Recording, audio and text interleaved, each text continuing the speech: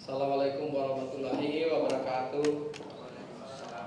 Shalom, Om Swastiastu, Namo Buddhaya, Salam Kebajikan. Salam sehat untuk kita sekalian dan selamat berpuasa. Mudah-mudahan bulan Ramadan membawa banyak rezeki untuk kita sekalian dan untuk bangsa kita serta untuk umat manusia tentunya.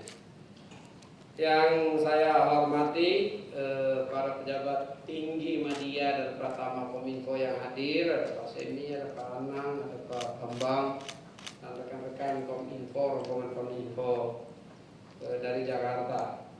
Yang saya juga sangat saya banggakan, Wakil Wali Kota Batam beserta seluruh jajaran pemerintah daerah Wali Kota Batam, manajemen, direksi, komisioner, para pemegang saham dan investor Nonsa Digital Park, Pak Michael, Pak Peter, ada Pak sahabat saya juga ini Pak Fazil, serta seluruh staf yang terus terang aja saya tidak lihai berpantun. Saya selalu berpantun, itu pantun saya idem dengan pantun sebelumnya. I'm very impressed. Ya, saya sangat terkesan dengan kesiapan dan persiapan Nonsa Digital Park. Ya.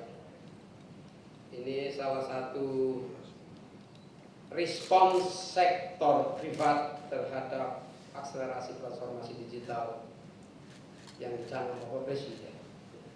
Ini salah satu respons dari sektor privat terhadap pandemi COVID-19 yang harus mempersiapkan masyarakat termasuk dunia usaha yang untuk beralih dan memanfaatkan ruang digital yang lebih hebat, lebih produktif dan lebih ekonomis. Tadi sudah saya sampaikan panjang lebar di Balera ya, yang terkait dengan policy kebijakan pemerintah. Saya ingin mengulang beberapa poin. Pemerintah ya akan konsisten dalam membangun government cloud, bahkan government cloud tier 4 dengan prosesor yang cukup besar 42.000 cores dengan kapasitas yang besar 72 petabyte. Tentu membutuhkan persyaratan-persyaratan teknis ya dalam kaitan dengan government cloud itu, pusat data itu tidak saja masa sekarang tapi juga dengan proyeksi-proyeksi masa depan, termasuk di dalamnya persyaratan teknis yang tadi disampaikan ya, yang terkait dengan tentu lokasinya sendiri ya harus terlihat ke belakang aman, tidak ada bencana besar di wilayah tersebut. Tadi disampaikan di wilayah sini Batam ini ya dari sisi geologi dia bukan ring of fires. Tadi disampaikan begitu ya, ini bukan wilayah ring of fires. Memberikan kita satu assurance bahwa dampak vulkanis, dampak tektonik minimum di sini. Sehingga dari sisi teknis persyaratan yang paling fundamental itu bisa teratasi. Kita tentu tidak ingin terjadi bencana yang besar baik tsunami misalnya ya, maupun gempa besar, California gempa besar juga. Jadi harus kalau sampai ada untuk persyaratan teknisnya harus bisa menjawab tantangan-tantangan vulkanis dan tantangan-tantangan tektonis seperti itu. Di samping itu dalam operasinya juga kita membutuhkan operasi yang stabil ya, pelaksanaan operasi data center yang stabil karena begitu strategis ya data center itu sendiri. Ya, apalagi kalau government cloud, data center pemerintah. Kalau swasta, data center swasta untung dan rugi. Tapi kalau data center pemerintah, di situ ada unsur sovereignty, kedaulatan. Di situ ada unsur security. Di situ ada unsur safety. Di situ ada unsur strategis, geostrategis. Jadi betul-betul pertimbangan harus matang, Karenanya kita ingin memastikan dia power supply yang redundant. Tidak saja redundant ketersediaannya, tapi kapasitasnya. Dan power supply tentu yang memenuhi prasyarat perkembangan era baru, yaitu ya power supply yang ramah lingkungan, karena environmental issues menjadi isu dunia khususnya di power supply. Ya. Dan Indonesia mengadopsi Kyoto Protocols, Paris Protocols, ya, dan komitmen-komitmen green energy itu diadopsi oleh Indonesia. Dan Indonesia ini salah satu superpower, ya, superpower di bidang green itu, karena kita mempunyai jutaan hektar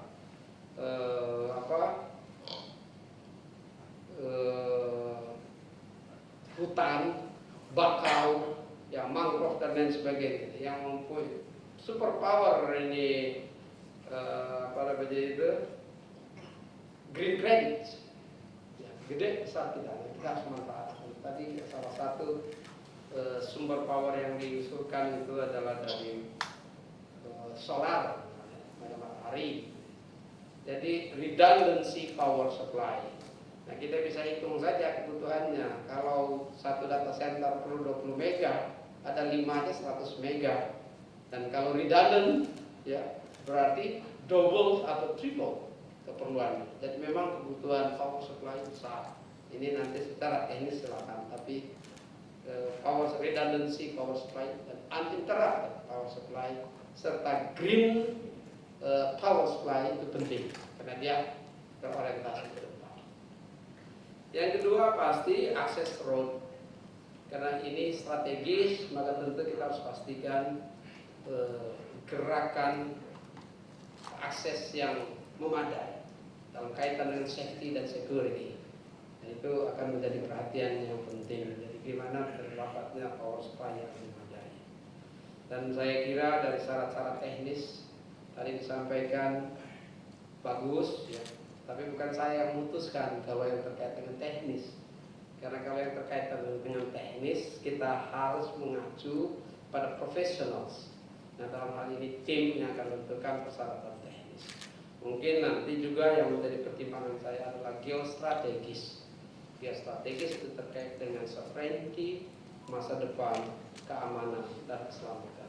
Resiliensi kita sebagai bangsa di ruang digital, yaitu resiliensi bagaimana kedaulatan digital kita, dalam hal ini kedaulatan data yang harus kita perhatikan. Karena yang payung-payung hukum, ya, legislasi primer penting kita selesaikan.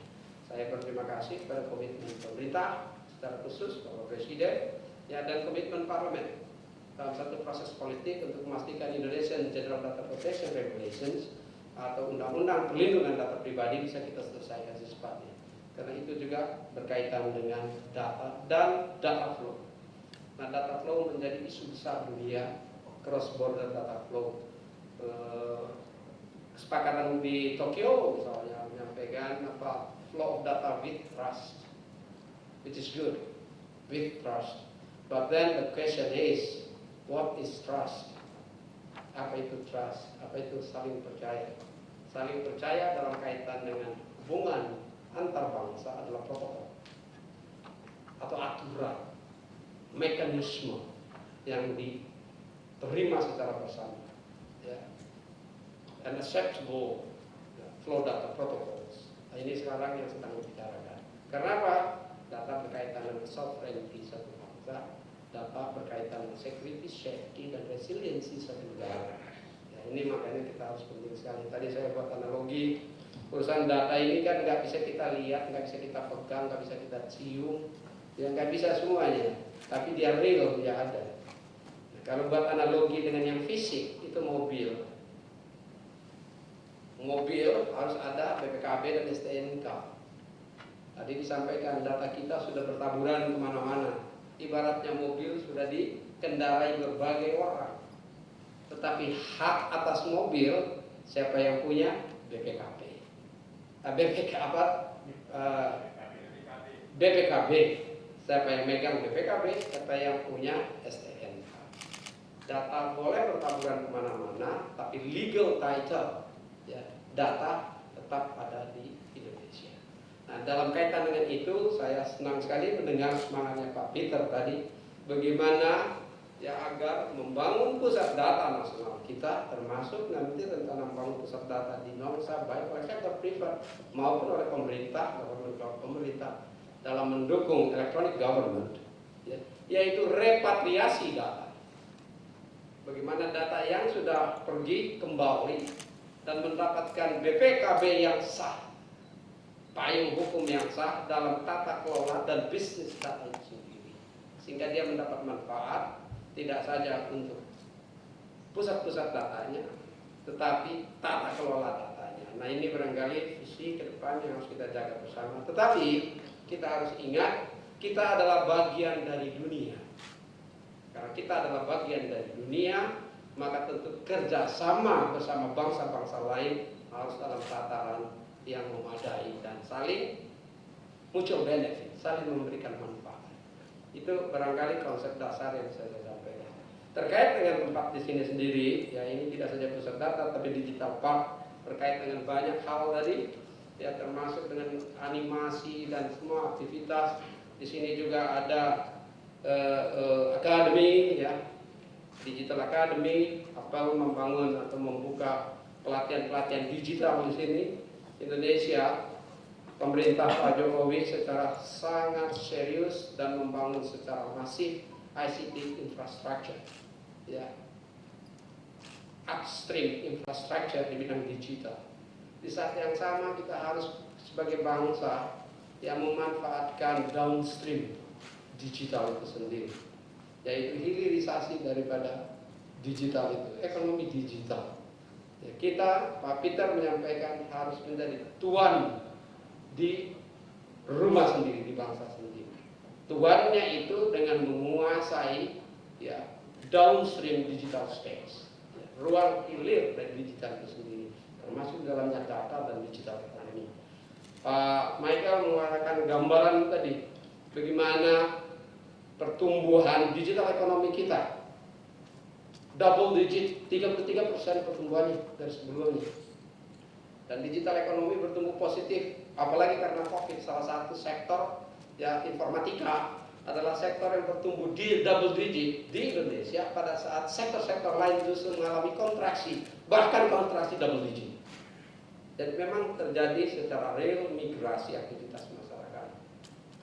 Digital ekonomi kita by 2024-2025 seperti ramalannya Google dan Baum, dari kisaran di atas 130 billion US dollar, equivalent 40% of the ASEAN, ya, digital ekonomi, 40% dari digital ekonomi kawasan besar sekali. Karenanya pembangunan ICT infrastructure yang dibarengi dengan hilirisasi termasuk persiapan digital talent yang memadai menjadi tugas kita. Saya lihat Batam menjadi kandidat yang hebat, ya, karena kesiapannya dari sisi teknis sebagai pusat data pemerintah atau government cloud tier 4, ya. Ini benar-benar tier 4 ini, bukan tier 4 abal-abal. Karena dia benar-benar tier 4, saya juga minta persyaratan teknis juga benar-benar persyaratan teknis tier 4, ya. Global standard, penting sekali. Dimanapun itu nanti, Balerang apa di sini, dua-duanya Batam. Dua-duanya dengan kaidah teknis yang sama, dua-duanya dengan pertimbangan-pertimbangan strategis yang sama. Tapi by the end of the day, begitu barang ini dibangun, tentu kita berharap multiplier effect terhadap masyarakat lokal harus bisa kita hasilkan dalam berbagai parameter dan ukurannya. Saya mendengar tadi presentasinya di mana, ya, justru tenaga-tenaga talenta digital lokal dari wilayah Kepulauan Riau itu banyak dipakai dan digunakan, dididik di sini. Itu bagus sekali.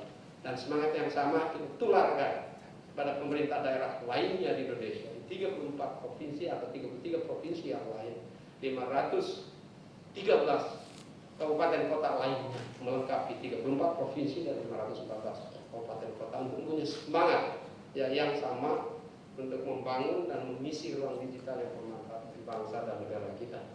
Ya, saya kira kehadiran saya di sini lebih meyakinkan saya lagi bahwa yes, kita harus membangun government cloud, dan government cloud kita juga dibangun dengan government cloud yang redundant, yaitu government cloud, pusat-pusat data yang tidak hanya di satu tempat. Sudah ada di Jakarta, kita akan membangun lagi di luar Jakarta, seperti di Batam misalnya, di ibu kota negara baru nanti di Kalimantan, dan salah satu wilayah untuk konektivitas dan koneksi pusat data wilayah Indonesia Tengah dan Timur yang sedang kita pertimbangkan di wilayah utara negara atau di wilayah selatan negara sesuai ekosistem dan kondisinya masing-masing.